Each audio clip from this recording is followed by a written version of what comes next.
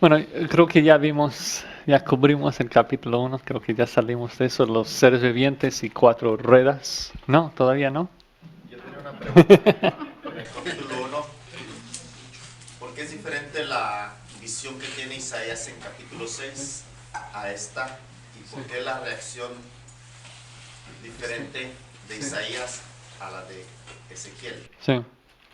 Sí, si estaban, o sea, si ambos estaban viendo la gloria de Jehová, ¿por qué son tan distintos las visiones? Y la respuesta es, no sé, Dios es santo. Eh, yo creo que Dios está comunicando algo a ambos profetas dentro de un contexto. Si comenzamos a pensar de la apariencia de Dios, nos damos cuenta de que primero Dios es un espíritu. Es como que no tiene apariencia, es un espíritu, no, no puede ser visto con ojos. Entonces, si es que alguien está viéndolo, es una, eh, o sea, es una representación gráfica, una aparición, o sea, Dios, Una teofanía. teofanía, crucifixión, o sea, hay varias formas de escribirlo, pero el punto es que Dios, quien es espíritu y no puede ser visto, quiere comunicar algo de su carácter, algo de cómo es Él hacia esos profetas, entonces Él se manifiesta en una forma física o por lo menos en visión para ayudarlo a ver cómo es Él. Él a lo mejor no siempre anda en esas ruedas, pero las tiene, son reales, son querubines. Isaías describe también, o sea, Juan ve visiones en Apocalipsis. Eh, entonces, y en cuanto a su reacción, eh,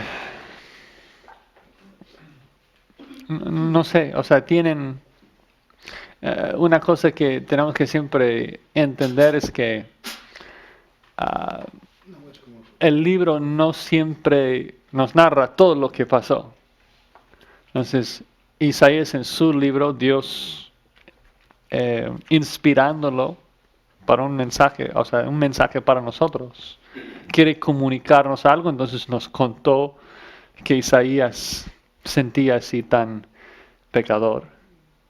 Ezequiel a lo mejor sintió igual, a lo mejor dijo algo igual, pero no está en su libro porque no era parte del punto. No, no sé si puedo decir más que esto. Quizá la percepción es subjetiva, ¿no? Yo Sí. veo desde un punto de vista subjetivo diferente de que usted vea un mismo hecho. Sí. Lo podemos narrar de diferentes maneras, Sí. podemos hablar del mismo asunto, pero perspectivas completamente Sí. diferentes. O sea, ambos están viendo a lo mejor algo muy similar, pero uno de ellos nada más, por ejemplo, centrándose en un punto en particular. Pero Isaías, o sea, ve a Jesucristo adentro del templo. Ezequiel ve la semejanza de la gloria de Jehová fuera del templo. Y repito, es porque Jehová estaba tratando de comunicar algo. Porque obvio, Jehová es omnipresente, no es que está o adentro del templo o fuera del templo. No es como que en Isaías 6, bueno, Jehová todavía estaba morando en el templo, entonces Isaías lo ve allí. En Ezequiel 1, Jehová ya había salido, la gloria de Jehová ya había salido del templo, entonces lo ve fuera del templo. Eso es lo que observamos de Ezequiel. ¿Por qué? Porque Ezequiel ve la gloria de Jehová con los querubines y todo eso en el capítulo 1. Luego nos da la cronología y Jehová no sale del templo hasta el capítulo 8 en su libro. Entonces como que Jehová anda ahí con sus ruedas en Babilonia y también está en el templo en Jerusalén porque es omnipresente. Entonces, no sé. ¿Cómo entendemos las dos veces que Jehová menciona y dice que puso a Ezequiel como atalaya a la casa de Jehová? Y yo nada más quisiera mencionar un dato, y lo vamos a ver también las dificultades clave. Pero quisiera animarlos a no abusar esto hoy en día, no manipular las emociones de la gente con este texto. Muchos pastores, en mi opinión, abusan el texto, diciendo que nosotros somos atalayas, somos responsables para ser igual que Ezequiel, como que diciendo que es igual que Ezequiel era un atalaya, nosotros también igual. Ezequiel es un atalaya, hay una muerte física. Si Ezequiel no declaraba el juicio y esa persona moría en el juicio, Ezequiel iba a pagar. La pregunta es, ahora que estamos adentro de la iglesia, estamos hablando de muerte y vida espiritual, y tú estás aplicando lo de que somos atalayas espirituales. Si no hablo a mi vecino de Cristo y va al infierno, ¿significa que yo voy al infierno?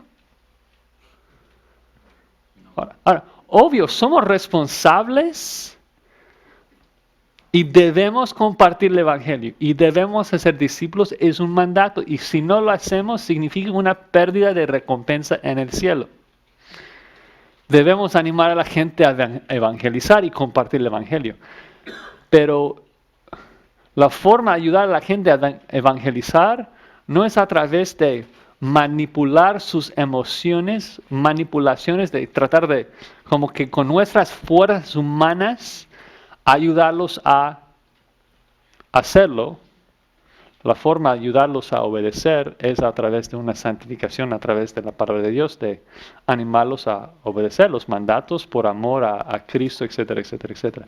Nada más en este punto quisiera mencionar eso, de que, y sé que muchos de nosotros lo hemos hecho, muchos de ustedes lo han hecho, creo que es no una aplicación apropiada del texto si lo aplicamos así directamente nosotros. Ezequiel era una atalaya, nosotros de la mismísima forma somos atalayas.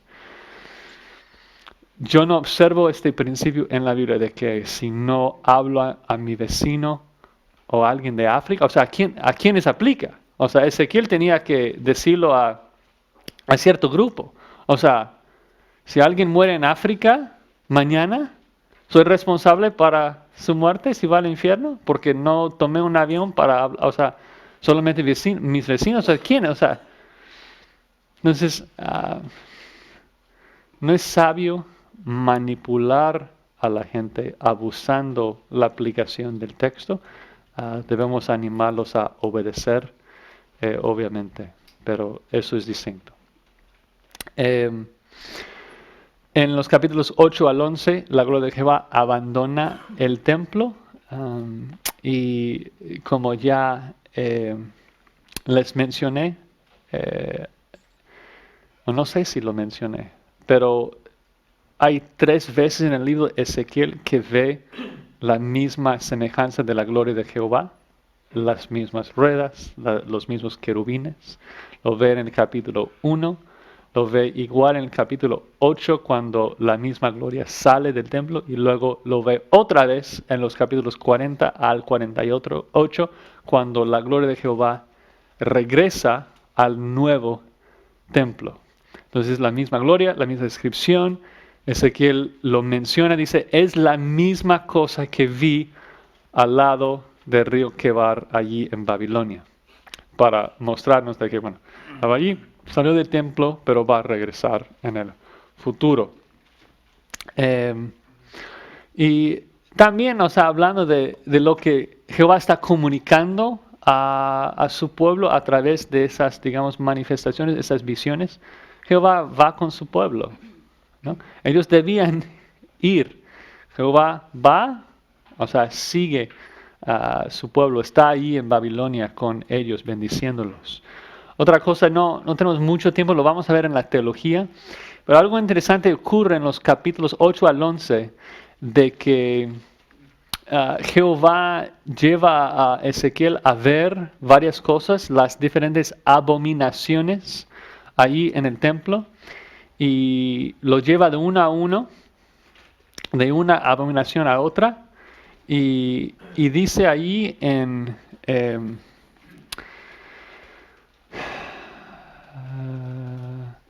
me dijo entonces 8:6, hijo de hombre, ¿no ves lo que esos hacen? Las grandes abominaciones que la casa de Israel hace aquí para alejarme del santuario. Vuélvete aún y verás abominaciones mayores. Y luego lo lleva a una abominación mayor y luego mayor y luego mayor. Y es algo que veo que muchas veces es mal entendido en la iglesia hoy en día. Muchas veces se enseña desde los púlpitos de cada pecado es exactamente igual delante de Dios, sacando el contexto a unos textos en Santiago y también en el Sermón del Monte, en donde Jesús dice, si miras a una mujer para codiciarla, entonces ya has cometido adulterio. No está diciendo Jesucristo de que es igual fornicar en tu mente que fornicar en tu cuerpo. Pablo lo dice en 1 Corintios. O sea, cometer fornicación, ya que tu cuerpo es templo del Espíritu Santo, es un pecado más grave. Jesús menciona muchas veces en los evangelios de que esta ciudad, este grupo va a recibir mayor condenación, porque más luz, más responsabilidad. Judas fue a su propio lugar, está recibiendo peor condenación, peor castigo, porque era más responsable. O sea, cada pecado, cualquier pecado, no importa el tipo de pecado, es capaz de condenarnos. Por eso Santiago nos habla de que no importa qué pecado, sea grave o liviano, lo que sea, cualquier pecado, cuando lo cometemos, nos hace transgresores de la ley, culpables y dignos del infierno. Esto no significa de que cualquier pecado es completamente igual delante de Dios, y como muchos me han dicho en el hospital, en otros lugares, gente de la cárcel, gente muy reprobada, pues sí es igual. O sea, el pastor me dijo que era igual. O sea, si ya la codicié, entonces, ¿para qué no disfrutarla? O sea, si es igual. Y la razón es porque no es igual. No es igual. Hay abominaciones mayores y peores y debemos parar el pecado y no continuar. Entonces eso es algo que vamos a ver después, pero quise nada más mencionarlo porque ves las abominaciones mayores. Hay cosas que Dios odia más que otras cosas. Y es por eso que esas cosas reciben condenaciones mayores también. O sea, no toda la gente que está o estará en el lago de fuego va a estar recibiendo la misma condenación. Van a recibir su condenación de acuerdo, o sea, Dios va a abrir los libros y juzgarlos de acuerdo a sus hechos y darles una sentencia apropiada. Obviamente todos es de un castigo eterno, pero hay medidas, digamos, de calor en el infierno. No sé si lo vas a contestar o no, pero lo voy a hacer la pregunta. Entonces, ¿por qué Cristo dice, si ya codiciaste en tu mente, eres culpable igual que si lo... Sí, o sea, el punto es que cuando miras a la mujer para codiciarla, has cometido adulterio. Cuando odias a tu hermano, ya has matado. Pero no dice que es igual delante de Dios odiar que matar físicamente. Por su definición, o sea, queremos decir, bueno, es que estaba en mi mente, lo odiaba, pero, o sea, no está tan mal. Y Jesucristo, no. Cuando en los 10 mandamientos dice no matarás, tú dices que nunca matas, no es cierto. matas cuando matas en tu mente. Esto es distinto a decir de que matar en tu mente y matar físicamente es el mismo pecado que merece la misma condenación. Bueno, vamos a avanzar un poco más rápido si Dios quiere. Luego tenemos 7 malentendidos que Ezequiel corrige. Se me fue mostrarles la apariencia de la semejanza de la gloria de Jehová. Ahí está. Lo busqué ahí en Google. Y me gustó ese porque tiene muchos colores. Y es interesante, o sea, si lo haces, lo que es interesante es de que ves que cada dibujo es distinto, ¿no? Porque no es tan fácil de dibujar lo que Isaías estaba viendo. Bueno, lo que Ezequiel, perdón. Los malentendidos de Israel decían, toda visión desaparecerá. Como que hay muchos profetas que dicen cosas, pero luego nunca pasa, nunca sucede. Suena familiar, ¿no? Porque es exactamente lo que Pedro dice. ¿Dónde está la promesa de su advenimiento? Porque desde el día en que los padres durmieron, todas las cosas permanecen así como desde el principio de la creación. O sea, los falsos siempre están negando, siempre... ellos estaban diciendo que los falsos profetas tenían la verdad. Ellos estaban proclamando la verdad, Ezequiel no. Pensaron que el remanente iba a salvar a todos, o sea, por Daniel y por el remanente. Que Jerusalén era útil para Jehová, y Jehová dice que no, es completamente inútil. Que eran mejores que sus padres, y no eran mejores, eran peores. Que Egipto era confiable y no lo era. Y que el juicio que estaban recibiendo era causada por sus padres, y no era así. El alma que pecare, esa morirá. Vamos a ver esto también en las dificultades clave. Sí, siempre nosotros culpamos a todos menos nosotros.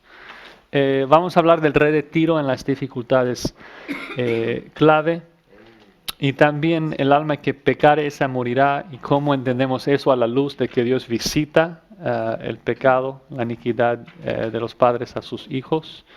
33:11. Eso es un poco 10 versículos antes de qué? De la caída de Jerusalén. Dios enfatizando y subrayando el hecho de que Él no quiere la muerte del impío. Él de corazón busca reconciliación. Es grande en misericordia. Y eso observamos también en Lamentaciones, ¿no? El corazón de Dios. Dios, como dice Nuevo Testamento, Dios quiere que todos sean salvos. Y nosotros debemos llevar el mismo corazón. Capítulo 36 al 37 vemos el nuevo pacto, los nuevos corazones, el Espíritu de Dios, los huesos secos, todas esas promesas tan lindas. Observamos una restauración física y luego espiritual. O sea, tenemos los huesos secos y primero Dios va y busca y regresa a todos los huesos esparcidos y los junta primero en un solo lugar y luego los da vida. Y explica ahí el hecho de, 2 pasos allí de primero tomar a los israelitas de todas las naciones y traerlos a la tierra, y luego estando adentro de la tierra también poner su ley en sus corazones y bendecirlos espiritualmente. Lo mencioné antes, pero es interesante la cantidad de veces cuando Jehová habla del nuevo pacto, que dice, no lo hago por vosotros. Nosotros muchas veces somos muy centrados en el hombre, somos muy egoístas, aun cuando hablamos de nuestra salvación. Dios me salvó porque yo. algo. Aun si no lo digo orgullosamente de que me salvó porque lo merecía, cuando describimos la razón por la cual Dios decidió salvarnos, decimos, Dios nos salvó porque Él nos amó y Él quiso bendecirnos. O sea, muchas veces enfocándonos otra vez mucho en nosotros. Y Dios dice, yo no voy a salvarlos a ustedes por ustedes. Lo hago por mí. Lo hago porque va a traer mucha gloria a mi nombre. Me va a traer mucho honor a mi nombre. Jehová es celoso para su propia gloria. Y nuestra carne, aún a veces como cristianos, como que no nos gusta esto. Nos parece como que Dios es egoísta. ¿Cómo que Dios hace las cosas para su propia gloria? Nos parece mal porque nosotros nunca somos dignos de adoración. No es pecaminoso para Dios querer recibir adoración porque Dios es digno de adoración y es mejor que nosotros le adoremos. No tenemos ni otra vez categorías para entender esto porque no somos dignos de nada. Y no es mejor que alguien me adore. Dios es digno de adoración, es correcto y recto que reciba la gloria. Sería mal, pecaminoso que otra persona recibiera la gloria cuando toda la gloria le merece Él. Si Él es justo, entonces Él tiene que buscar su propia gloria porque es lo que es correcto y porque es mejor para su creación adorarle. Pero no lo hago por vosotros, oh casa de Israel, sino por causa de mi santo nombre, el cual profanasteis vosotros entre las naciones, a donde habéis llegado. Santificaré mi grande nombre, profanado entre las naciones, el cual profanaste vosotros en medio de ellas. Sabrán las naciones que yo soy Jehová, dice Jehová el Señor, cuando sea santificado en vosotros delante de sus ojos. La otra cosa que observamos, y lo vamos a observar en todos los demás profetas, es de que el regreso con Ciro no es lo que está diciendo acá. Porque cuando habla acá, está hablando de tomarlos de todas las naciones, de recogerlos de todas las tierras para traerlos a su país. Con Ciro estaban en Persia, en una nación, 2 tribus, y regresaron. Esto está describiendo una cosa completamente distinta. Eso está describiendo un momento en donde Dios va a traer toda la nación de Israel, todas las 10 tribus de todas las naciones y traerlos a la tierra de Israel. Y no, o sea, no está otra vez hablando de individuos, está hablando de la nación de Israel, dice en el 37:11. Me dijo luego, hijo de hombre, todos estos huesos son la casa de Israel. Y aquí ellos dicen, nuestros huecos se secaron y pereció nuestra esperanza y somos del todo destruidos. No hay esperanza. Y no, eso no le afecta a Dios de que a ti te parece imposible. Dios lo va a hacer. Bueno, a lo mejor nada más para ayudarnos cuando llegamos a Juan. ¿Recuerdan en Ezequiel 36 cuando habla del nuevo pacto? Habla de esparcir sobre ellos agua limpia para limpiarlos y darles su espíritu. No sé si recuerdan esto cuando llegamos a Juan 3, porque Jesús va a hablar a Nicodemo de nacer de. ¿Y tienes que nacer de qué? De agua del Espíritu. Y tú como maestro de Israel debes entender lo que eso significa. ¿Por qué? Porque la promesa del nuevo pacto es un nacimiento de agua y de espíritu, de arrepentimiento y, o sea, una limpieza de pecado y de recibir el Espíritu Santo. Gog de la tierra de Magog, vamos a verlo en las dificultades claves, si Dios quiere, es una batalla al final, al cabo de los días, y obvio es futuro aún para nosotros, porque Juan en Apocalipsis 20, versículo 8, sigue hablando de Gog y Magog. Y luego la restauración del templo, y creo que vamos a reservar esto hasta las dificultades clave también, por no tener el tiempo. La restauración, ustedes tienen esa tabla de todas las cosas que Jehová va a restaurar. Noten, de que desde el momento en el capítulo 33, cuando Ezequiel, mejor lo escribo de nuevo, cuando Ezequiel recibe, o sea en el 21, recibe noticias de que Jerusalén cayó, ¿qué va a hacer Jehová? Restaurar su rol como rey pastor, restaurar la tierra, restaurar su honor, restaurar su pueblo, su pacto, su supremacía, su presencia en su pueblo, el templo, etcétera, etcétera, etcétera. Va a ser una restauración completa. Y es por esto de que después del regreso con Ciro, los judíos batallaban con esto, a decir, oye, ¿eso lo fue? ¿Esto fue la restauración prometida? Estamos bajo, o sea, otra nación, no tenemos ni independencia. ¿Esto fue todo? Y los últimos 3 profetas van a decir claramente después, eso no lo es. Hay una restauración futura. Bueno, temas clave, obviamente la gloria de Dios, y creo que ya lo he subrayado mucho en el libro, de una visión, una vista muy muy alta y sublime de Jehová y su gloria. El hecho de que Jehová hace las cosas por su propio honor.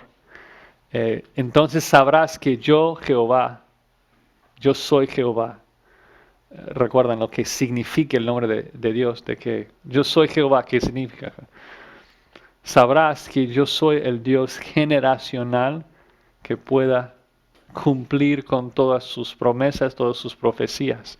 Entonces, cuando Israel recibe la disciplina de Dios y es llevado, exiliado, o sea, a Babilonia, sabrán que ¿qué?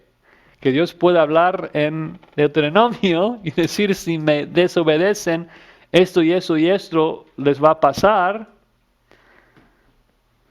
Cuando ocurre, entonces vas a saber de que yo soy Jehová y puedo siempre cumplir mi promesa. Estoy viendo su pecado y merecen esa condenación. La restauración. Cuando Jehová como pastor va al cabo de los años y busca a todas las ovejas perdidas y los trae de nuevo a Palestina, dice, entonces sabrás que yo soy Jehová. Yo puedo hacer promesas a Abraham, Isaac y Jacob y a Moisés y luego generaciones después cumplirlas. Luego aún las naciones, o sea, punto importante allí, de que Jehová repite varias veces, de que cuando los regreso de las naciones hacia la tierra, entonces las naciones van a saber de que yo soy Jehová. Entonces será como un poco difícil. Bueno, aplicar esto si esas promesas son cumplidas a través de las naciones y no a través de Israel, porque las naciones van a aprender algo de la definición de Dios, que es Jehová, a través de Israel. Regresando. Hijo de hombre. Se repite mucho. Y obvio, es importante entender el trasfondo del término, porque Jesús, fue su título favorito, de llamarse el Hijo del Hombre. Y sí es cierto que hay un texto allí en Daniel 7 en donde el Hijo del Hombre recibe la gloria y el reino del anciano de días. Pero, y entonces es un término mesiánico. Pero en el Antiguo Testamento en general, cuando leemos la frase Hijo del Hombre, es un término de humillación. Es un término, es decir, Jehová, el Dios santo, ontológicamente diferente a los hombres, diciendo Ezequiel, oye, humano, escúchame, yo soy Jehová. Es hacer una distinción entre Jehová Dios.